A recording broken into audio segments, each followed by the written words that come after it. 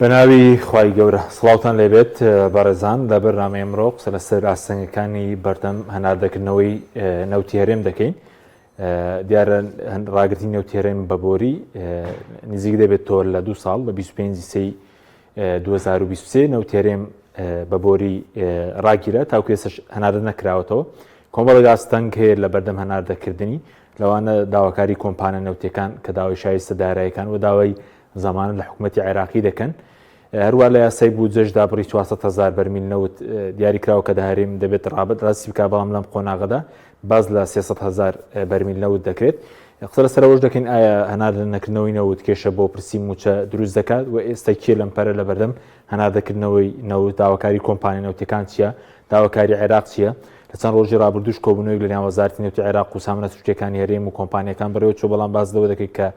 بێبەرهەم بوو بێ ڕۆژی شێشەممە دووبارە کۆمپانیا نەوتەکان و وەزارەتی سامانە سوچەکانی هەرێم و وەزارەتی نەوتی عێراق کۆ دەبنەوە. ئەم پرسیان لەگەڵ هەرێک لە بەڕێزان دکتۆر بەهەجەت ئەحمەد شارەزای نەوت و غاز لە ستۆدیۆ، هەروەها وابڕیاری شەر لە بەریتانیاوە مامۆستا یادگار سیدی گەڵاوی سەرۆکی ڕێکخراوی ڕوونبین بۆ شەفافیت لە پرۆسەکانی نەوت لەگەڵمان بێت. سوپاسی ئامادەبوونتان کەوتۆر بەخێر بێن. زۆر سوپاس. ئەگەر لەوە دەست پێ بکەین نزیکەی 2 ساڵان نەوتی هەرێم ڕاگیراوە بێتە 25 ساڵ دەکات. لەو 2 ساڵە چۆ کارێک بوو کە تاکو ئێستا نەتوانراوە ڕێکەوتنێک بکرێت لەسەر هەناردەکردنەوەی نەوتی هەرێم لە سەرەتایە مانگەش یاسای بودجە عێراق هەموار کرایەوە، بەڵام تاکو ئێستا هەناردە نەکراوەتەوە نەوتی هەرێم بەبۆری. بەڵێ زۆر سپاس بۆ جەنابتان و سوپاسیش بۆم دەرفەتە. تەبیعی سەبارەت بە هەناردەکردنەوەی نەوتی هەرێمی کوردستان لە دوای ڕاوەستانی وەکو جەنابت باس کرد لە 25 سی 2023 کە بە بڕیاری محکەمەی تەحکیمی بەریتانی ڕاگیرا، پێشتریش کۆمەڵێک کێشەی کەڵەکەبووی زۆر لە نێوان هەرێمی کوردستان و حکوومەتی ئیتیحادیدا دروست بوو لەسەر مەلەفی نەوت کە لە ساڵی 2007 ئەو بابەتە دەستی پێکرد لە بینی هەرێم و لە بینی حکوومەتی ئیتیحادیە، کاتێک کە حکوومەتی هەرێم و حکوومەتی ئیتیحادی نەیانتوانی بگەنە ڕێکەوتنێکی کۆتایی لەسەر بابەتی پرۆژە یاسای نەوت و غازی ئیتیحادی ئەو بوو کە گۆڕانکاری تیاکرا و هەرێمی کوردستان یاسای نەوت و غازی خۆی تەشریع کرد لە پەرلەمانی کوردستانەوە و کۆمەڵێک گرێبەستی لەگەڵ کۆمەڵێک کۆمپانیای بیانی کرد و مەجموعەیە بلۆکی نەوتی لە هەرێمی کوردستاندا دا بە کۆمپانیەکان. ئەمانە وای دەکرد کێشەکانی نێوان هەرێمی کوردستان و حکوومەتی ئیتیحادی ڕۆژ بە ڕۆژ ڕوو لە زیادی بکە، هەتاوەکو کاتێک کە هەرێمی کوردستان لە ساڵی 2014ەوە تقریبا بە شێوەیەکی ڕسمی بڕیاریدا بە هەناردەکردنی نەوتی خۆی بە شێوەیەکی ڕاستەوخۆ لە ڕێگەی بۆری خۆرماڵە فیشخابوورە و دوای شەو لێوە کە پەیوەست کرا بە فیشخابوور جێیانە و نەوتی خۆی فرۆشت. طبیعی ئەمانە وایە کرد کە ئەزمەی سیاسی گەورە لە نێوان هەرێمی کوردستان و حکوومەتی ئیتیحادیدا دروست بێت و ئاستی ئەتوانم بڵام پەیوەندیەکانی نێوان هەرێم و حکوومەتی ئیتیحادی گەیشتە ئاستی پچڕان و لێکترازانی تەواو، چونکە هەم حکوومەتی ئیتیحادی سزای هەرێمیدا کە بەشە بودجێ هەرێمی کوردستانی بڕی و بەشە سوتەمەنی پاڵپشتی کراوی لە گاز و نەوت و بەنزینی خەڵکی کوردستانی بڕی و لە بەرامبەریشدا هەرێمی کوردستان بێ جۆدانە حکوومەتی عێراقی هەم عەقدەکانی کرد هەم نەوتی هەناردەکرد. تەبیعی ئەم کێشە کەڵەکە بوانە کە لە نێوان هەردوو لادا دروست بوو ئاسارەکەشی هەتاوەکو ئەم دەقێش کە من لەگە جەنابتا قسەکەم هەر بەردەوامە. ئێمە دەبینیت کە هەرێمی کوردستان کە ئێستا توانای دەفعکردنی موچە خۆرانی خۆی نییە و داوا لە حکوومەتی عێراقەکە پارەکەی بۆ بنێرێت، تاوەکو ئێستا هەر مانگەی بە بیانویەک و هەر مانگەی بە کۆمەڵی کێشەی بۆ دروست دەبێت. سەرەڕای ئەوەی کە بەشە بودجێ هەرێمی کوردستان سەرڕای تەشریعکردنی قانونی موازنەی 3 ساڵەی عێراق و دیاریکردنی بەشە بودجێ هەرێمی کوردستان هەتاوەکو ئەم دەقەیە جگە لەوەی کە ماگانە بڕێک پارە هاتوو بۆ هەرێمی کوردستان بۆ بابەتی موچە هیچ بڕەپارەیەک بۆ لە بودجێ ئیستیسماری و لەگەڵ بودجێ پەرەپێدانی پارێزگاکان نەهاتوو بۆ هەرێمی کوردستان، کەمە وای کردووە کە پرۆژە خزمەتگوزاریەکان نەتوانرێت بە هیچ شێوەیەک جێبەجێ بکرێت. ئەمانە هەر هەمووی ئاسەواری ئەو گرژی و ململانە سیاسیانەیە کە لە نێوان هەرێمی کوردستان و حکوومەتی ئیتیحادی لەسەر مەلەفی نەوت دەستی پێکردووە. تەبیعی دوای فشارەکانی ئەمریکا، تەبیعی ئەگەر ئێمە ئاگادار بین وەزارەتی وەزیری دەروی ئەمریکاش کە لەگەڵ محەممەد شیع سوودانی لە ماوەکانی ڕابردوودا پەیوەندیەکی تەلەفۆنی کردبوو لەسەر بابەتی نەوتی هەرێمی کوردستان و هەردوو لای چی حکوومەتی ئەمریکا وەزارەتی دەرەوە وەچی حکوومەتی ئیتیحادی ڕێزوزەرا بەیاننامەیان لەسەر ئەو پەیوەندی تەلەفۆنیە بڵاو کردەوە. ئەمریکەکان بە ئاشکرا داوایان لە حکوومەتی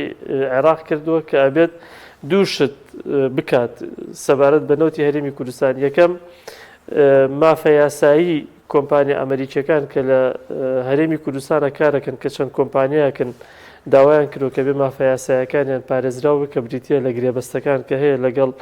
حکوومەتی هەرێمی کوردستانە کە ئەمە پارێزراو بێت. ئەمە خاڵی یەکەم. خاڵی دووهەمیش بابەتی شایستەدارایەکانی ئەم کۆمپانیانەیە، چونکە ئەو کۆمپانیانە ئیدعاکەن کە نزیکەی 8 میلیارد تاوەکو 10 میلیارد دلار ئەوان ئیستیسماریان کردووە لە ناو چەڵگەنەوتەکانی هەرێمی کوردستانە و ئەیانەوێت کە زەمانەتێکیان هەبێت بۆ ئەو قەرزانی کە پێشتر کەوتۆتە سەر حکوومەتی هەرێمی کوردستان و نەدراوە وەری بگرن و هەروەها زەمانەتێکیشیان هەبێت بۆ داهاتوو کە ئەمان بتوانن پەرەپێدان بکەن لەناو ئەو چەڵگەنەوتیانە کە لە هەرێمی کوردستانە هەیە و بلۆکی نەوتی تریژ هەیە لە هەرێمی کوردستانە کە تاوەکو ئێستا کاری پەرەپێدانی تیان نەکراوە کە بتوانن پەرەپێدان بکەن لەو چەڵگانەدا و بە دوای نەوتە لە بلۆکە نەوتەکانی هەرێمی کوردستان ئەبگەڕن کە ئەمانە بەڕاستی پێویستیان بەوەیە کە ڕێککەوتنێکی کۆنکرێتی هەبێت لە نێوان حکوومەتی هەرێم و حکوومەتی ئیتیحادی بە پێی مادەی 112 لە دەستور کە ئیلزامی هەردوو لای کردووە کە پێویستە بەیەکەوە بە هاوبەشی ئەم کارە بکەن و هەروەها طرفێکی تریش بەڕاستی کە کۆمپانیا بیانەکە باش وەسکەوتۆ ئێستا کە یاسای بودجە هەموار کراوەتەوە دەبێ هەرێم بە پێی یاسای بودجە لە ڕێکسومەوە نەوتە ناردە بکە. هۆکاری ئێرە سەرەکی چی کۆمپانی نەوتەکانن ئامادەنین نەوتەکە ڕاستی وەزارەتی نەوتی عێراق و سۆمۆ بکەن؟ وەزیر نەوت بە قسەی وەزیر نەوتی عێراق بەدەبووە لە ڕۆژێنی ڕابردووە نەوتی هەرێم هەناردەکردنەوەی دەستی پێکرداوە. هەناردەکردنەوەی نەوتی هەرێمی کوردستان پرۆسەیەکی ئاسان نییە کە حەکیم لەبەرەوەی کە کۆمەڵێک بەرژەوەندی دروست بووە لە نەوتی هەرێمی کوردستانە لەو ماوەی 11 ساڵێک کە نەوتی هەرێمی کوردستان هەناردەی دەرەوە کرا کۆمەڵە بەرژەوەندی بۆ وڵاتانی ئیقلیمی تەنانە دروست بووە و کۆمەڵە بەرژەوەندی بۆ کۆمەڵێک لایەن و کۆمەڵێک کەسایەتی دروست بووە لە چی لە ناوخۆی هەرێمی کوردستان و چی لە دەروی هەرێمی کوردستان و لە ماوەی ئەو تقریبەن ساڵێک و 9 مانگ 10 مانگ کەتاوە کوردستان تقریبەن واچینە 2 ساڵەوە کە نەوتی هەرێمی کوردستان لە ڕێگەی بۆریە و هەناردەکردنی ڕاگیراوە و هەمووشمان بینیمان کە لە ماوەکانی ڕابردوودا بەیاننامەی کۆمپانیەکانیش کە خۆیان بڵاویانە کردەوە بە شێوەیەکی بەردەوام و دەوری کە بڵاویانە کردەوە باسییان لەوە کرد کە نەوتی هەرێمی کوردستانیان فرۆشتووە بە بازاڕی ناوخۆیی و لە ڕێگەی تەنکەریشەوە هەناردەی دەرەوەیان کردووە کە حکوومەتی عێراق و خەڵکی تریش ئەو نەوتەی بە قاچاغ وەسفە کرد و بالفعل یعنی چونکە ئەو سعرێک کە دانرا و نەوتەکەی پێدەفرۆشرا سعری نەوتێکی قاچاغ بوو، یعنی لە نەوتی رووسیا و لە نەوتی ئێران زۆر هەرزانتر بوو کە ئەفرۆشرا. هەربەرمان با 33 دلار دەکرێت لە 25 بۆ 30 دلار 25 بۆ 30 دلار حەسەب جۆری نەوتەکە کە فرۆشتویان. ئەمە وای کردووە کە ئەو نەوتەی هەرێمی کوردستان بە تاڵان ئەتوانم بڵم فرۆشرابێت و مامەڵەیەکی زۆر خراپی لەگەڵدا کرابێت. ئەم بەرژەوەندیانە کە دروست بۆ بەڕاستی ئێستا کە حکوومەتی عێراقیش دەیەوێت نەوت لە ڕێگەی سۆمۆ یاخود لە ڕێگەی وەزارەتی نەوتەوە مامەڵەی لەگەڵدا بکە و مەلەفی نەوتی هەرێمی کوردستان کۆنتترۆل بکاتەوە بەڕاست یعنی بە ئەیچیدی تووشی کۆمەڵێک عەرقەلە و بربەست ئەبێت لە بەردەم ئەم پرۆسێدا و هەم پێویستی بە کاتێ و هەم پێویستیشی بەوەیە کە حکوومەتی عێراق دەبێت جدی بێت لەسەر ئەوەی کە ئەو پرۆسێ بە ئامانج بگەێنێت. باش بەزیستا لەمپەرەکە حکوومەتی هەرێمە یاخود کۆمپانیا نەوتەکانە کێسە دەست پێ ناکاتەوە. حکوومەتی هەرێمی کوردستان ئەوەی کە من ئاگدار بم پێی خۆشە نەوتە ناردە بکرێتەوە، ینی پێی خۆشە بۆەوەی کە کێشەی لەگەڵ حکوومەتی اتحادی نەمێنێت لەسەر مەلەفی بودجە بەڕاستی تاوەکو بتوانێت بەشە بودجەی هەرێمی کوردستان بگەڕێتەوە بۆ حکوومەت و بتوانێت کارەکانی خۆی جێبەجێکات، چونکە ئێمە ئاگدارین کە لە ماوەی بەتایبەتی ئەم 2 ساڵەدا حکوومەت تووشی گرفتی دارایی زۆر گەورە هاتووە بۆیە حەزەکات کە نەوتەکەی هەناردە بکاتەوە، بەڵام ئەمێنێتەوە سەر ویستی کۆمپانیەکانی، چونکە بەپێی ئەو گرێبەستەی کە مۆدێلی گرێبەستە کە کۆمپانیا بیانەکان کردویانە و هەیەە لەگەڵ حکوومەتی هەرێمی کوردستانە ئەوانش ئەتوانم بڵێم مافێکی خاوەندارێتیان پێبەخشراوە و ئەمما فەوای لێکردوون کە پێگەیەکی بەهێزیان هەبێت بەرامبەر بە حکوومەتی هەرێمی کوردستان و بەرامبەر بە حکوومەتی عێراق و بشیانەوێت کە ئەم پێگە بەهێزان بەرامبەر بە حکوومەتی عێراق بپارێزن و تەسبیتی کەن و حکوومەتی عێراق بێنە ژێرباری ئەوەی کە ئەم گرێبەستانەی کە کردویانە ئەم مۆدێلی PS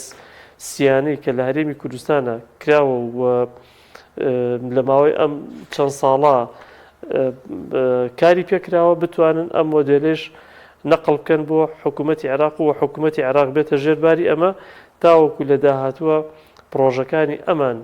لە عێراقا کە هەرێمی کوردستانش بەشێکە لە عێراقا پارێزراوە بێت. باش بەزیستا وەکو بڕی نەوتی هەرێم ئەوەی کە بەرهەم دێ سەبڕەکەی چەندە وەزیری نەوتی عێراق قسەی کردبوو لەو ڕۆژانە کە دەڵێت 185,000 بەرمیل لە قۆناغی یەکەم هەنار دەکرێت ئەوەی کە ئێستا لە هەرێم بەرهەم دێت چەند چەند لە یاسای بوجە 400,000 دیاری کراوە. کاک حەکیم نەوتی هەرێمی کوردستان پێشتر کۆمەڵێک داتا کاتێک کە نەوتیان دەست پێ کردو لە ساڵی 2007 و ئەمانەوە کۆمەڵە داتای زۆر قەبە و گەوریان بڵاو کردەوە علەساس نەوتی هەرێمی کوردستان یەدەیکی نەوتی هەرێمی کوردستان 45 ملیارە و جارە گوتیان 40 ملیارە و ئەتوەل حاصل کۆمەڵێک شتیان و توجارە گوتیان بلۆگەکانی بلۆکە نەوتەکان کە هەیە لە کوردستانە 57 بلۆکە وایە کۆمەڵە داتایان بڵاو کردەوە بەڵام لە دوایە دەرکەوت کە ئەم داتایانە هیچی داتای دروست و تەواو نەبوون بەپێ ئەو داتایانەشی کە ئیداری معلوماتی تاقی ئەمریکی بڵاوی کرێتەوە لە هەرێمی کوردستانە تقریبا 3 ملیار و نیو بۆ 3 ملیار و 600 ملیۆن بەرمیل نەوت یەدەکی هەیە. جا ئەمە ئەومان پێدەگەێنێ کە کێڵگە نەوتەکانی هەرێمی کوردستان کە هەم کێڵگەی بچووکن کێڵگەی گەورە نین و ئەم کێڵگانێش ئەگەر ئێمە سەیری بکەین لە بیدایەتی دەستپێکردنی هەناردەی نەوتی هەرێمی کوردستان ڕۆژانە نەوتی هەرێمی کوردستان زیادیە کرد تاوەکو گەیشتە نزیکەی دەوری 650,000 بەرمیل و ئەم 650,000 150,000 کەرکووک بوو لە دوای ساڵی 2014 کە کەوتووە بەدەستی هێزی پێشمەرگە و دوای 16 ئۆکتۆبر ئەم 150,000 لێ دەرچوو 500,000 بەرمیل نەودمایەوە هەرێمی کوردستان 500,000 بەرمیلی ڕۆژانە بەرهەمێنە بەڵام ئەم ڕێنجی بەرهەمێنانە نەیتوانی خۆی ڕابگرێت لەبەر ئەوەی کە بۆکو باسم کرد کێڵگە نەوتەکان کێڵگەی بچووک بوون و فشاری زۆریشان خراپ بۆ سەر لەلایەن کۆمپانیەکانەوە بۆی کە ئاستی بەرهەمێنان زۆر بەرز بکەنەوە تاوەکو بتوانن قەرەبووی ئەو زیانانە بکەن کە بەریان کەوتووە وردە وردە ئاستی بەرهەمێنان لە هەرێمی کوردستانە دابەزی هاتە 450 هاتە 400 ئەو ڕۆژەی کە نەوتی هەرێمی کوردستان ڕاگیرە 395,000 بەرمیل لە هەرێمی کوردستانە بەرهەمە هات. ئێستاش بەپێی ئەو معلوماتانەی کە هەیە دوای لە ماوەی ئەم دوو ساڵەی ڕابردووە کە نەوت لە ڕێگەی بۆری و ڕاگیراوە ئاستی بەرهەمێنانی نەوت لە هەرێمی کوردستانە گەیشتە نزیکەی 270 بۆ 280,000 بەرمیل ڕۆژانە ئێستا ئەوەندەمان هەیە 270,000 بەرمیل 270 بۆ 280,000مان هەیە بەڵێ ینی بۆی چۆنە دابەزیوە ینی ساڵ بە ساڵ کەمتریش دەکات ساڵ بە ساڵ کەمتریش دەکات ئێستا کۆمەڵێک حەقی نەوتی هەیە لە کوردستانە ئەوە هەر لە ڕاوەستاون لە کارکردن بۆ نمونەوە تەقتەقێکە ڕاوەستایەکێک بوو لە حەق لە بەهێزەکانی هەرێمی کوردستان کە لە ساڵی 2015 130,000 بەرمیل ڕۆژانە ئینتاجیە بۆ ئێستا ڕاوەستاوە دەرچووە لە خزمەت تەواو حەقلی چیا سۆرخمان هەبوو کە ئەویش نەوتەکەی جۆری نەوتەکەی گۆڕا ئەویژەوە ڕاوەستاوە حەقلی سارتاوەکو معلوماتی ئەویش لە بیدایەتی ساڵی 2024ەوە ئەوانش ڕاوەستاون وەکو ئینژێوکو باسیش دەکەن باشیکیش بە هەمان شێوە تووشی هەمان گرفت بووە و ئێستا ئەگە سێری داتای کۆمپانیا بیانەکانیش بکەین بۆ نمونە کۆمپانیای DNO کە داتای دارایی ساڵی 2024 خۆی کە سەیری بکەیت بڵاوی کردوێتەوە تەنها لە بینی چارەکی سێهەم بۆ چارەکی چوارهەم 10,000 بەرمیل ئینتاج کەمی کردووە یعنی لە 85,000 هاتوۆتە سەر 75,000 بەرمیل بەتایب ینی لە کاتێکا کە ئەو دوو چێڵگەیە کاتێک کە نەوتی هەرێمی کوردستان ڕاوەستا 109,000 بەرمیل ڕۆژانە بەرهەمەکەی بوو کەمە ڕێژەیەکی زۆرە ینی تۆ لە 109,000 بەرمیل لەو دابەزیوە بۆ 75,000 بەرمیل کە ئەمە بەڕاستی ینی کاریگەریشی گەورەی کردوتە سەر ئاستی بەرهەمێنان بەرهێنان بکرێ زیاد دەبێ ڕێژەی نەوتێریم کاکتۆریان هەر لەو 270,000 بەرمیل ڕێز دەڵێ ئێستا ئەگەر تەکنەلۆژیای تازە بەکاربێنن بۆی دەرکردنی نەوتی زیاتر، چونکە ئەو نەوتی کە لە ناو مەکمەنەکانە هەیە بەپێ علمی جیۆلۆژیا ڕاستە لە سەرەتا بڕێکی بە ئاسانی دێتە دەرەوە، لە دوای ئەوە کەمیەتێکی تری لە ناو زەویدا دەمێنێتەوە، دەبێت بەهۆی تەکنۆلۆژیای تازە و بەهۆی تێچوو بەڕاستی بە پارەی تیا سەرف بکرێت هەتاوەکو بتوانێت ئەو کەمیەتیش بێنێتە دەرەوە، کەمیەتێکشی هەر نایەتە دەرەوە، ینی چی لەگەڵا بکەی لەژێر زەویە تەواو ینی نایەتە دەرەوە. لەوانەیە بتوانێت بۆ نمونە کەمیەتێکی تریشی بێتە دەرەوە. بەس وەکو باسم کرد لەبەرەوەی کێڵگە نەوتیەکان کێڵگەی بچووک بوون لە هەرێمی کوردستانە، کێڵگەی گەورە نین. ئێستا بۆ نمونە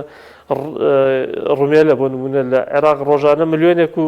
تقریبا 100,000 بەرمیل بەس لە ڕومێلە ئینتاجەکرێت. سپاس دەکەم کە دێم و خزمەت ماوە سادگار جەنابشت بەخێر بە سوپاسیان دەبوون دەکەین لەگەڵ کاک دکتۆر بەهجەت باسمان لە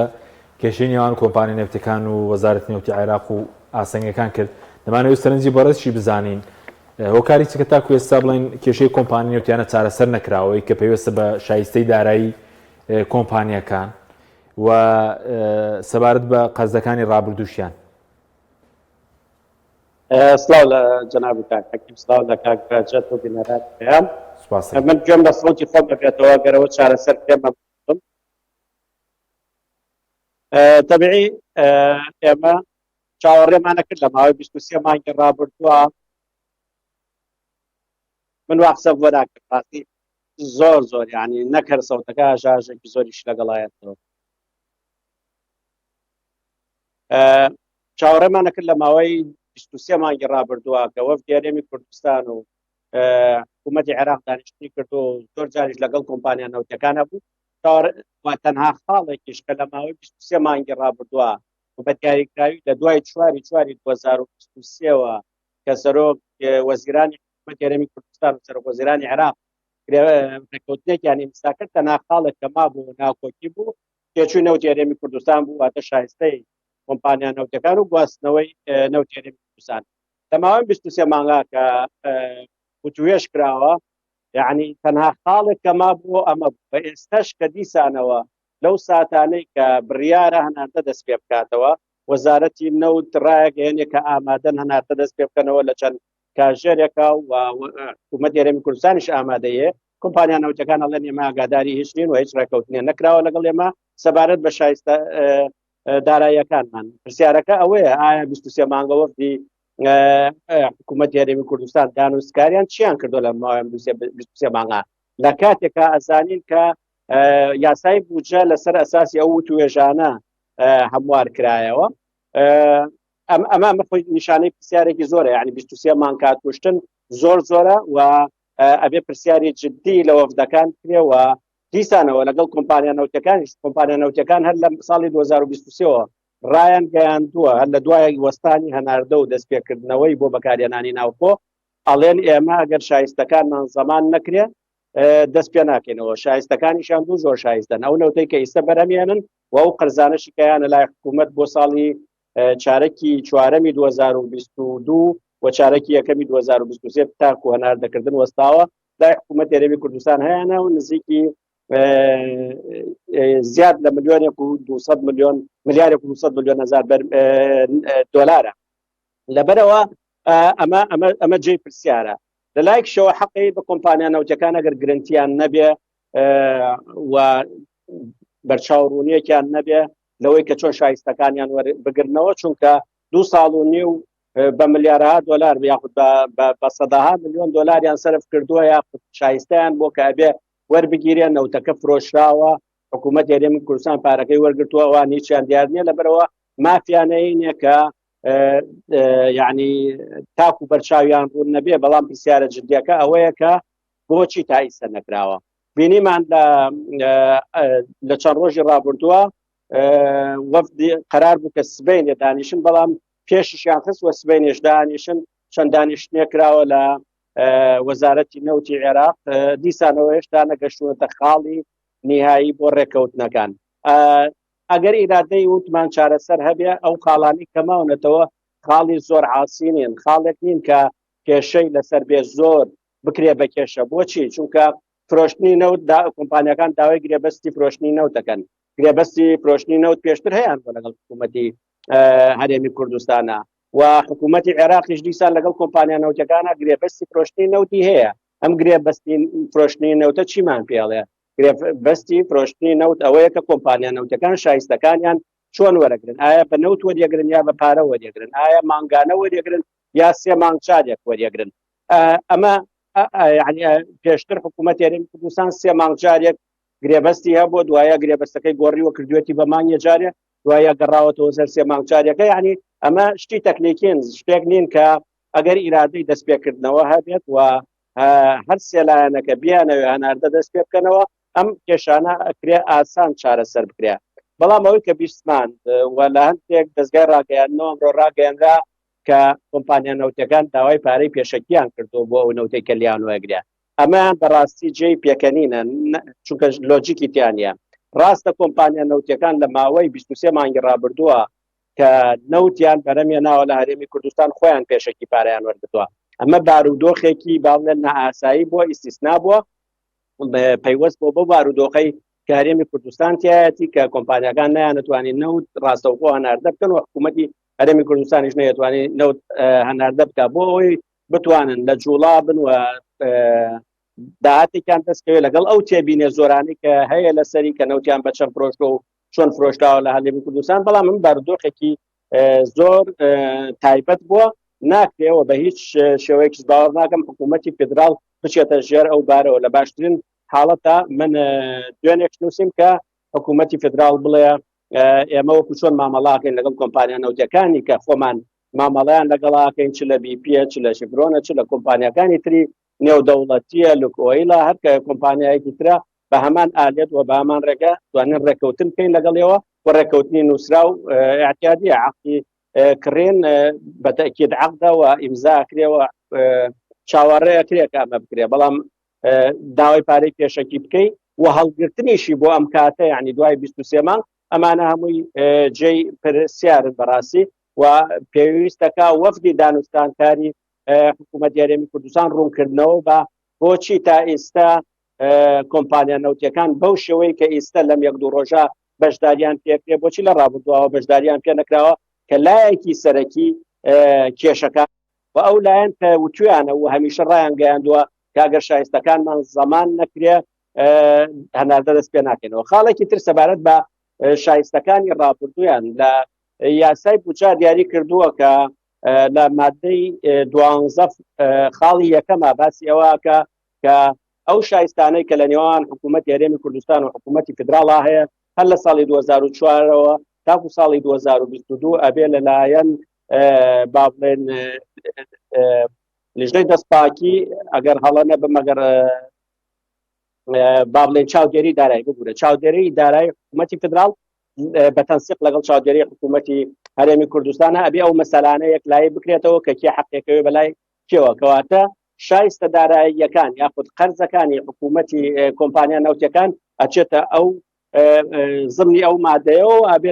لە نێوان حکوومەتی هەرێمی کوردستان و حکوومەتی فدراڵە. لەبەرەوەیە بەو قسانەی کە کراوە ئەمڕۆ حکوومەتی فدراڵ ئامادە نەبووە باسی مەسەلەی قەرزەکانی ڕابردوویان بکە، لەبەرەوە توێتی ئەمە بێ لە نێوان حکوومەتی هەرێمی کوردستان و حکوومەتی فدراڵە ڕێکەوتنی لەسەر بکرێ. بیستمان لە ماوەکانی ڕابردووە کە کاری با بڵێن ئەو لیژنەی نەزاهەی با بڵێن چاودێری دارایی بگورارە لە نەزا چاودێری دارایی عێراق زوو کارەکانی تەواو کردووە و هەمووش تەواو بووە. ئەگەر تەواو بووە کەواتە ئەبێ ئێستا دەرکەوت بێ و دیسانەوە ئەچێتەوە زمنی ئەوەی کە لە ماوەی کاری ئەو لیژنە دانوستانکارا بۆ بۆچی ئەوە یەکلایی نەکراوەتەوە دیسان لەگەڵ کۆمپانیا نەوتەکان و لەگەڵ حکوومەتی فدراڵە. ئەمانە هەمووی پرسیارن کە ئێمە بکەین و بەداخەواڵێم حکوومەتی فدراڵ حکوومەتی هەرێمی کوردستان بەرچاوڕوونی لە کاتی خۆیانە کاتێکە کێشەکان دروستە بێ و کاتە جارجار بەیان نامەیەک دەرەخا. من هەمیشاڵم خۆزگەی ئەمە ئەوە بە شێوەیەکی نائومێدی یاخود کەم هیوایی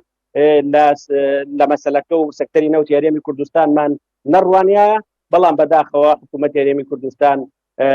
خستوونێتە وەزعێکەوە کە ناتوانین بەخۆڕا لە پای هیچ گەشتبین بین یا زۆر لە حەد بە دەری خۆی هیوا بین. هیوادارین بەڵام لەگەڵ ئەوەشە ئەم کێشانە کێشەی تەکنیکین کێشەی زۆر قورس نین، مادام ئەمواری یاسای بوجە کراوەتەوە ڕێککەوتون لەسەری بۆ کۆمپانیەکان پێشوازیان لێکراوە گرنگتیدان بەوەی کە گرێبەستی کڕین بکڕێ هیچ لە مەسەلەکە ناگۆڕێکە بینیمان لە سێ چوار ڕۆژی ڕابردووە کۆمپانیا نەوتەکان بە هەمان ئاراستە قسەیانە کرد تەنها ئێمە پێویستمان بەوەیە کە ئەو تەمومژەمان بۆ بڕەوێتەوە کە نازانین چۆن شایستەکانمان ئەیرێ و چۆن شایستەکانی ڕابردوومان ئەیرێ ئەمانە حەلکەن بەو هیوای هەناردەی نەوتی هەرێمی کوردستان دەست پێ بکاتەوە چونکە بەڕاستی هێزێکی کاری زۆری ناوخۆ بە بۆنەی ئەم بارودۆخەوە نێراونەتە ماڵەوە و بێکار بوون و بەدەستپێکردنەوەی ئومێد هەیە کە ئەو هێزەکارە بگەڕێتەوە جوڵەیەکی دیسانەوە خاتە بازارەوە کە ئەو خەڵکە زۆرەکەن زیاد لە 175 هێزیکاری هەرێمی کوردستان لە سەکتەری نەوتا ئیستا لە ماڵەوەن. بەڵێ سوپاس دەکەین مامۆستا یادگار دێمە خزمەت کەوتور بەهجەت سەبارەت بە کۆمپانیەکان ئەوەی کە بەڕێز وتت ئێستا 270,000 بەرمیل نەوت بەرهەم دێ چەندی پشکی کۆمپانیەکان لەو بە پارەی بە بەرمیل ئێستا بۆ نمونە 270 یعنی ئەوان خاوەنی بەرمیلە نەوتەکەشن چۆنەوە؟ بەڵێ پێشەوەی کە جوابی پرسیارەکەی جەناب خۆشحاڵی مرۆ کە لەگەڵ کاگیادگارە جۆم لە دەنگی بوو بەشدار بوو لەگەڵمانە و لێرەشەوە ڕێزم هەیە بۆی سڵاوم بۆ هەیە طبیعی سەبارەت بە ئەو پرسیارەی جەنابیشت ئەو کۆمپانیەکان بەپێی ئەو ڕاپۆرتەدارەکان ینی وەکو ئێستا 270,000 بەرمیلەکە ئایا چەند پشکیانەیە ئەنی ئێستا خۆیان خاوەنی بەشێک لە نەوتەکەن چۆنە؟ بەڵێ بەپێی راپۆرتەکانی کۆمپانیا بیانەکان کە خۆیان بڵاویان کردوێتەوە بۆ راپۆرتی دارایی خۆیان لە ساڵی 2023 و 2024 ئەوان لە 150 نەوتەکان وەرگرتووە بۆ خۆیان ینی لە 100 ئەو کاتە کراوە بە دوو پشک لە 150 نەوتەکە بەرهەمەکە دراوە بە حکوومەتی هەرێمی کوردستان و لە 150شی دراوە بە کۆمپانیەکان ئەتر کۆمپانیەکە خۆی چۆن تەسەڕوفی پێوە کردو بۆ نمونە ڕاستەوخۆ فرۆشتوێتی یاخود داوێتی بە بازاری دەرەوە بە تەنکەر ڕۆیشتۆتە دەرەوە بەرەو تورکیا ڕۆیشتۆ یاخود لە ناو بازاری لۆکەڵیە فرۆشراوە نیوە بە نیوە دابشکراوە کەواتە هەرێمی ئێستا نەوتی ئینبیدا بە عێراق بەتاواتی ینی نیوەی نەوتەکەی کۆمپانیا تەسلیم عێراقەکە ئێستا هەرێمی کوردستان بەپێی ئەوەی کە لە یاسای بوجەدا هەیە 400,000 بەرمیل کە دیاری کراوە نیەتی 300,000 بەرمیلیشی نییە کە ڕادستی بکات ئەمە حقیقەتە ئیلا ئەگەر بێت و کۆمپانیا نەوتیەکان کە ئێستا لە هەرێمی کوردستان ئەچکە من هەندێک تەسریحی کۆمپانیەکانم بیست و خۆشم کە قسەم لەگەڵدا کردوون باسی ئەوە دەکەن ئەڵێن ئەگەر هاتو ئێمە زەمانەتێکمان پێ بدرێت کە لە حکوومەتی عێراقەوە کە لە داهاتوودا کێشەمان بۆ دروست ناکرێت و گرێبەستەکانمان اعترافی پێ دەکرێت ئەوە ئێمە ئەتوانین کە جارێکیکە پەرەپێدان بکەینەوە لە چەڵگەنەوتەکانی هەرێمی کوردستانەوە بتوانین ئاستی بەرهەمێنانی نەوتی هەرێمی کوردستان بگەینینەوە 400,000 بەرمیل لە ڕۆژەکە بەڵام ئەوان ئەڵێن ئێمە تقریبا ماوەی ساڵێکمان دەوێت هەتاوەکو بتوانین ئەم کارە بکەین چونکە پەرەپێدانی تازە هەتاوەکو بەپێی قسەی خۆشیان ئەو تەسریحاتانی خۆیان کە داوێنە دەڵێن ئێمە لە ماوەکانی ڕابردووە هیچ پەرەپێدانێکمان نەکردو هاتە پارەمان خەرج نەکردو لە ناو کێڵگەنەوتەکانە تەنها ئەوان نەوتیان بەرهەمێناوە نەک پەرەپێدان لە کێڵگەنەوتەکانە بکەن کە بە قەنەعاتی من ئەم حجی ئەمان یاخود ئەم قسەی ئەمان زۆر وەکو دەڵێ ناچێتە عەقڵمەوە چونکە ئەم بابەتی یەکەم کێڵگەنەوتەکانی هەرێمی کوردستان بڕی نەوت لە هەرێمی کوردستانە دیاری کراوە کێڵگەنەوتەکانی ئێمە کێڵگەی بچووکن ژمارەی کێڵگەنەوتەکانمان لە هەرێمی کوردستاندا کەمن یعنی ئێمە ئەوە نییە بۆ نمونە 100 کێڵگەنەوتیمان هەبێت لە هەرێمی کوردستانە و کێشەمان نەبێت لەم کێڵگەنا لەو کێڵگەیەتی دەستکرێت بە بەرهەمێنان هەمووی چەند کێڵگەیەکی نەوتیمان هەیە لە هەرێمی کوردستانە کە نەوتی تا بەرهەمەهێنرێت و ئەگەر بێت و پەرەپێدانی کێشی تا بکرێت من تەسەورەکەم لەوانەیە ئەگەر مەصرفکەن و تەکنۆلۆژیای تازە بەکاربێنن بۆ دەرهێنانی ئەو بڕەنەوتی ترکرد لە ژێر زەویدا ماوە لەوانەیە بتوان بۆ ماوەیەکی کاتی ئاستی بەرهەمێنان بگەێنەوە نزیکی 300 بۆ 350,000 تەسەورەکەم بەڵام ئەویش ماوەیەکی زۆر درێژە ناکێشێ و جارێکە دابەزینی بەرهەمێنان دەست پێکاتەوە ینی نەوتی ئێستاوی هەرێم بەپێی توێژینەوەکان بەش چەند ساڵی تر دەکات ئەگەر ئێستا بۆ ڕۆژان 270,000 بەرمیل بەرەمێ بەپێی ئەو داتایانی کە کۆمپانیای دیلۆیت کاتی خۆی کە بڵاوی کردوێتەوە بەپێی ئەوانشی کە پێشتر کە حکوومەتی هەرێمی کوردستان بڵاویان کردوێتەوە لە ساڵی 2014 و هەتاوەکو ڕاوەستانی نەوتی هەرێمی کوردستان بە بۆری لە 25/3/2023 ملیارێک و 650 میلیۆن بەرمیل لە ڕێگەی بۆری و هەناردەکراوە ڕۆیشتووە بەپێی ئەو داتایانشی کە لە ئیدارەی معلوماتی ئەمریکیەوە بڵاو کراوەتەوە لەسەر یەدەکی نەوتی هەرێمی کوردستان ئەڵێ هەرێمی کوردستان 3 ملیار و نیو بۆ 3 ملیار و 700 ملیۆن بەرمیل نەوتی هەیە واتە بەپێ ئەو معلوماتانی ئەوان کە بڵاویان کردوتە بەپێ ئەو داتایانە و بەپێ ئەوەشی کە نەوت بەرهەم هاتووە ڕۆیشتووە لە ڕێگەی بۆریەوە نیوەی نەوتی هەرێمی کوردستان بەرهەم هاتوو فرۆشرا و ڕۆیشت و ئەوەی کە لەژێر خاکەکەیدا واتە نیوەی ماوەتەوە ئایا لەو نیوێشی کە ماوەتەوە بەشی 10 ساڵ نوتمان ماوە باوەڕ ناکەم بەم شێوەی کە ئێستا بەرهەم بێت باوەڕ ناکەم بەشی 10 ساڵی کە بکات لە هەرێمی کوردستاندا چونکە ئەوەی کە داتاکان ئەو ژمارانەی کە پێمانە لە داتاکان ئەو ئامارانەی کە پێمان دەڵێت و لەگەڵ ئەو کەشفانەی کە کراوە بۆ ئەو مەسحانەی کە کراوە بۆ چەڵگە نەوتەکانی هەرێمی کوردستان باوەڕ ناکەم 10 ساڵی کە نەوت لە هەرێمی کوردستانە بمێنێت آخر ناتوانین لە شوێنی تریش هەر نەماوە کێڵگەی تریش هەر نەماوە لە بلۆکی نەوتی تر ئەمان هاتن هەرێمی کوردستان کرا تقریبا 43 عقد کرا لەسەر 57 بلۆکی نەوتی لە هەرێمی کوردستانە بلۆکە نەوتەکانی تر ئێستا بۆ نمونە بلۆکی قەرەداغ بلۆکی عەربەد بلۆکی هەڵەبجە ئەمانە هەرمی فەشەلی هێنا هاتن گەڕان و مەسرەفی شانتیا کرد و بازیان ئەمانە هەر هەمیان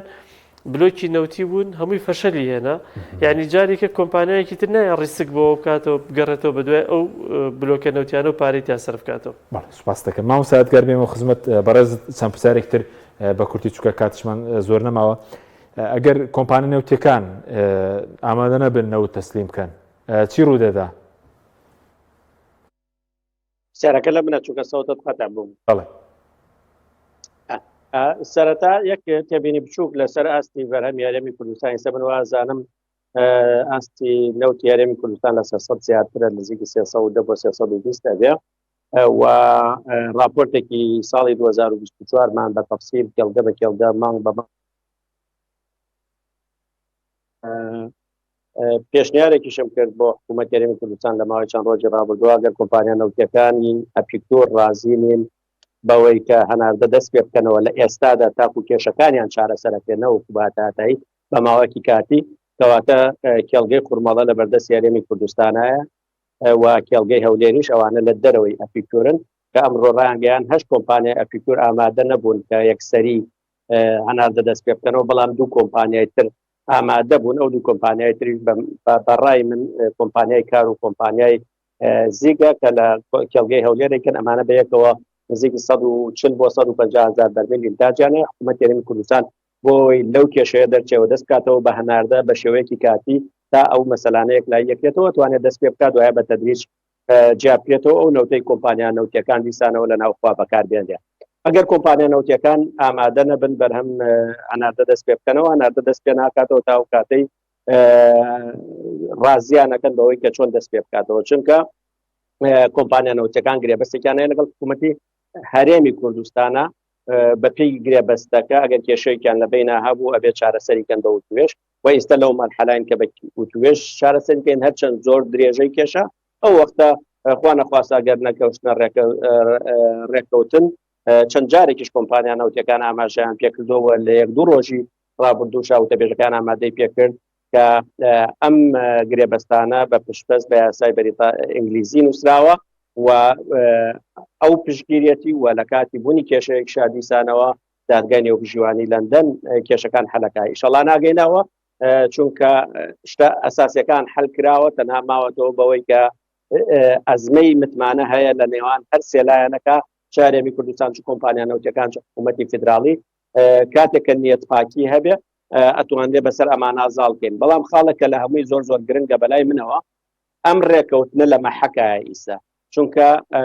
ئێمە ڕێکەوتنەکە بەپێی یاسای بودجە کراوە یاسای بودجەش تاکو سیوێکی 2025 بەرکارە لە مانگی نودا ئەبینین کە حکوومەتی فدراڵ و پەرلەمان ئامادەسازیەکە بۆ ئەوەی کە بودجەی 2026 حاضر بکات و بێتە پەرلەمان ئەگەر ئەم ڕێکەوتنە هەر لە ئێستەوە فەشەل بێنێن و نەتوە ئەو وەختەکاری پەرلەمانتارەکانی هەرێمی کوردستان زۆر قورسە بێ لە عێراق بۆی بتوانن بەم مەرجانەی ئێستش بەردەوام بن بەڵام ئەگەر ئەم ڕێکەوتنە کێشەکان و بربەستەکان تێپەڕێنێ و دەست بکرێتەوە بە هەناردا و شایستەی کۆمپانیا نەوتیەکان بیرێ و ئەو تەموژەیەک لای بکرێتەوە ئەو وەختە بێ بە بنەمایەکی باش بۆ ئەوەی کە لە کاتی تێپەڕاندنی یاسای بودجەی 2026دا بەلایانی کەم ئەم مەرجانە تیا بتوانێت جێگیرکاوە ببێ بە بنەمایەکی باش لەبەرەوە ئەم ڕێککەوتنەی ئێستا لە مەحەکایە. بەڵێ بە کورتی چەند پرسیارێکی تر ئەوان ئێستا وەزیری نەوتی عێراق سەی کردبوو بریکاری وەزارەتی نەوتی عێراق دەڵێت 185,000 بەرمیل لە قۆناغی یەکەم هەناردە دەکرێت 115 بۆ ناوخۆیە بەڵام ئێمە هیچمان نەبینی بۆ بەرهەمی ناوخۆی لە وەکو بنزینی پاڵپشتی کرا و وەکو نەوتی سپی پێشتر بەکاراتوە بۆ ناوخۆ کە ئێستا دەڵێن 115,000 بۆ ناوخۆ بەکاردێ بەداخەواڵێن لە ماوەی 23 مانگی ڕابردووە ئەبوایە ئەو نەناردنی هەناردە گرتنەوەی قوفڵی هەناردەکردن ببوایە بە دەرفەتێکی باش بۆ ئەوەی پێداویستی ناوخۆی پێپڕ بکرێتەوە بەڵام بینیمان کە بەپێی شیکردنەوەکانی ئێمە لە سا هەفتای ئەو نەوتەی بەرەم هاتووە بۆ هەرێم ماوەتەوە ڕاستەیراوە بە پاڵاوگەکان و لە ناوخۆشا پاڵێوراوە بەڵام سوودی بۆ هاوڵاتی نەبووە کە سوودی بۆ هاوڵاتی نەبێ بەوەی کە نرخی سوتەمەنیە دابەزێکەواتە چ سوودێکی پێگەیانەوە لەبەرەوە بەداخەوە هیوادارین ئەم جارشیان کە 120,000 بۆ ناوخۆ بەکارێنن لەژێر چاودێریکی وردا بێەوە بێتە هۆی ئەوەی کە سوتەمەنی نرخی دابەزێت چونکە کە تۆ لە عێراق لە کەرکوب لە پاڵتا لیتی بنزین بە 450 دینار بێ بۆچی ئەبێ لە هەرێمی کوردستان کە نەوتەکەش بەشێکی تەرخان بکرێ لە نیوە نزیکی نیوەی زیاتریشی تەرخان بکرێ بۆ پێدا یاخود نیوەی تەرخانەکرێت چونکە بەڕاستی ئەوانەڵێن 300 لە 300 زیاترە ئینتاجی بەو داتانەی کە لە من لە بەردەستمایە زیاد لە 320,000 بەرمیل نزیکی 150,000 ئەمێنێتەوە یا هەر 120 بێ ئەبێ بە شێوەیەکی شەفاف بە شێوەیەک بێ کاریگەری هەبێ لەسەر بەرهەمە نەوتەکان چ نەوتی سپی بێ چ بنزین و دیزل بێ ئەمانە نرخیان دابەزێ و چاوەڕێەکەین لە ڕابردووان نەمان بینیوە بەو هیوای بتوانین لە ئایندا بیبینین. بە کورتی سوپاس دەکەم سبارەت بە قەرزەکەی ئەوەی کۆمپانیاوتەکان داوای دەکەن شایستی دارە 1 ملیار دلار پێ دوای 1 ملیار دلار بێ و پێشتریەوە راپۆرتەکانی خۆتان وتان وزان نزیکەی 3 ملیاریش قەرزی کریارانی نەوت ئەو دراوەتەوە ینی پێشکی پاریان وەرد هەرێم نەوتەکان نەدارێکی ترە ئێمە من وەختی خۆی ساڵی 2023 شکردنەوەیەکم لەسەر قەرزی کۆمپانیەکان کرد ئەو وەختە بە تەخمینی نزیکی ملیارێک و 200 ملیۆن دلار بوو هی کۆمپانیانە نەوتەکان و راپۆرتەکانی دیلۆیتیش لە بەردەست نەزانن و هەر لە راپۆرتەکانی دیلۆیت شامە بەشی ئەو کۆمپانیانەیە کەوە بەرهێنی نەوتن و ملیارێکی بەشی ئەپیکتورە ئەوەکەی تری بەشی کۆمپانیەکانی تری دەرەوەی ئۆپیکتورە کڕیارانی نەوتی هەرێمی کوردستان هەمیشە پرسیاری ئەوە شەکەین ئێمەوە پێوەڵام بین ئەزانین نزیک 3 ملیار دلار نەوتی پێشپارەی نەوتی پێشەکی وەرگیراوە لە کڕیارانی نەوتی هەرێمی کوردستان کە ئەبێ ئەو نەوتیان لە ئایندا بیرێتە ئەو نەوت چۆنی ئەو نەوتە تەسلیمەکرێ و بە چ ئالێتێک دیسان ئایاوە ناکەنەوە کێشەیەک ئێمە لە ساڵی 2023 بینیمان وەزارەتی نەوتی عێراق لەگەڵ کۆمپانیانە کڕیارانی نەوتی هەرێمی کوردستانی شەهر لە سەروبەندی ڕێکەوتنەکەی چواری چوارە دانیشتن و گەشتنە سیغەیەکی ڕێکەوتن بەڵام سیغەکە چییە تا ئیسە لای ئێمە دیار نییە بەڵام ئەوەیە کە کڕیارانی نەوتی هەرێمی کوردستان زیاد لەسیان 3 ملیار دلار یان ناوە بۆ نەوتی هەرێمی کوردستان نەوتەکان بەدەست نەگەشتووە ئەوەش دیسانەوە کێشەیەکی ترە کە چۆن سەرەکرێ چارەسەر کراوە معلوم نییە بەڵام شتێکی ترە لە کێشەکە. سوپاس دەکەین مامۆستا کاکتۆر دووخولەکمان ماوە بۆ بەڕێزت ئەو فشارێکی ئەمریکا دەیکا لە پێناو دەسەڵاتدارانی هەرێمی یاخود پەیوەندی بەوەیە کە نانەوێنەوە بە قاچاق بچێتە ئێران بە تەنکەر پەیوەندی بۆ هەیە کە بەشێک لەم کۆمپانیا نەوتیانی کە ئێستا لە هەرێمی کوردستان ئیشەکەن عیلاقەیەکی باشیان لەگەڵ ئیداری ترامپە هەیە ئیدارە تازەیە چونکە ئەگەر ئیدارە پێشەکە عیلاقیان باشە عیلاقەیەکی باشیان هەیە و ئیداری پێش و جۆ بایدن ئەو احتیمامی نەبوو بوویان و تقریبا دەتوانم بڵێم زۆر گۆشی لێ نەگرتن بەڵام ئەمە بەشێکی پەیوەندی هەیە بەو پەیوەندیە کە هەیە بەم ئیدارە تازەی ئەمریکاوە و لەسەر داوای ئەمان ئەمریکیەکان هاتوونەتە سەرخەت و ئیداری تازی ئەمریکا ئەو فشارانە لە حکومەت بەیانی بڵێن سێشەممە کە کۆبنەوە دەکرێت ڕێکەوتن بکرێ یاخود دەسەڵاتدارانی هەرێمیش حەز ناکەن و دایانەوە لە ڕێی کۆمپانیەکان کێشە دروست بکەن دەسەڵاتدارانی هەرێم حەزەکەن بەم ڕێکەوتنی سبەینە و هەوڵشی بۆ دەن کە ڕێکەوتن بکرێت باشە و ئەوەی کە منش بزانم ڕێنجی ڕێکەوتنەکە زۆر زیاترە و ئەمەلی ڕێکەوتنەکە لەگەڵ حکوومەتی عێراق سبێنە زۆر زیاترە لە ڕێکنەکەوتن هەرچەنە هەموو شتێکیش لە عێراق بەڕاستی یعنی سابت نییە. کێشە بۆ موچە دروست دەبێت گەر ڕێک نەکەون؟ ئەگەر ڕێک نەکەون بە تاکید کێشە دروستە بێت، بەس ئەگەر ڕێککەون بژانەوەیشی گەوری ئابووری لە هەرێمی کوردستانە ڕۆدات. چکە دوتیان کۆبنەوەکەی دوێنێ وەزیری نێوتی عێراق هەڕەشەی کردبێ وتێتی ئێوە لەمپەر بۆ دروست دەکەن بۆ ئێمەش کێشە بۆ موچە دروست دەکەن. ئەوان ئەگەر بیانە کێشە بۆ موچە دروست بکەن زۆر بە ئاسانیتوان دروستی بکەن لەبەرەوەی یاسای بودجە ڕێگەی پێداوە بە حکوومەتی اتحادی کە ئەگەر بێت و هەرێم پابەند نەبێت بە جێبەجێکردنیەوە ئەوانش بەشە بودجەی هەرێمی کوردستان ڕاگرن. بەڵێ سوپاس دەکەین کاکە دکتۆر بەهجەت ئەحمەد لە ستۆدیۆ زۆر سوپاس. هەروە مامۆستا یادگار سدەی گەڵاڵی لە بەڕێکتانە سوپاسی جەنابیش دەکەین. سوپاس بۆ بینەرانی بەڕێز، سوپاس باوکاران، خواتان لەگەڵ.